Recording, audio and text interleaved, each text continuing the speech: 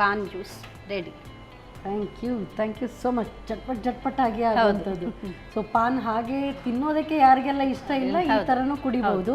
And ಇನ್ನೊಂದು ಏನಂತ ಹೇಳಿದ್ರೆ ಜೀರ್ಣಕ್ಕೂ ಕೂಡ ತುಂಬ ಡೈಜೆಸ್ಟಿವ್ ಮತ್ತೆ ಅಪೆಟೈಸರ್ ಆಗಿ ಇದು ಸಮ್ಮರ್ ಸೀಸನ್ಗೆ ಮಾತ್ರ ಅಲ್ಲ, ಯಾವ ಸೀಸನ್ಗೆ ಆಗ್ತದೆ. ಆದರೆ ಸಮ್ಮರ್ ಸೀಸನಲ್ಲಿ ನಾವು ಕಾಮಕಸ್ತೂರಿ ಮತ್ತೆ ಸೋಂಪು, ಗುಲ್ಕಂದ 3 ಸಹ ಹಾಕಿದ್ರಿಂದ ದೇಹ ತಂಪಾಗಿಡ್ಲಿಕ್ಕೆ ಸಹಾಯ ಮಾಡ್ತದೆ.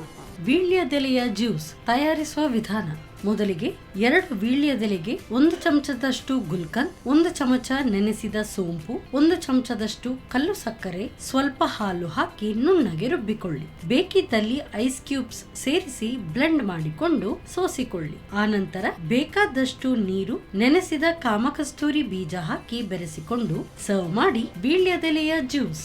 ನಮ್ಮ ಟಿವಿ ಕರಾವಳಿ ಕರ್ನಾಟಕದ ನಾಡಿಮಿಡಿತ.